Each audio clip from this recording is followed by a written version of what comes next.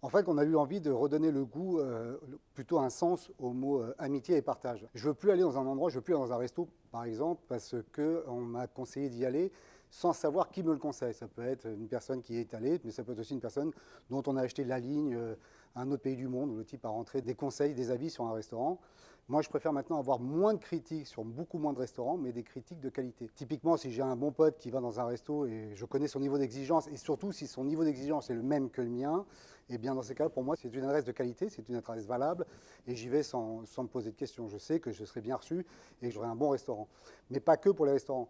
Prenons un exemple, vous partez en week-end à Venise et que vous n'avez pas d'adresse, eh ben on vous proposera, grâce à l'application Shop Go, un kit avec les adresses qui vous correspondent le mieux sur Venise. Vous aurez le droit à 5 ou une dizaine de restaurants, 5 ou 6 bars, et pourquoi pas 3 ou 4 salles de concert, où vous pourrez voir les représentations qui vous intéressent.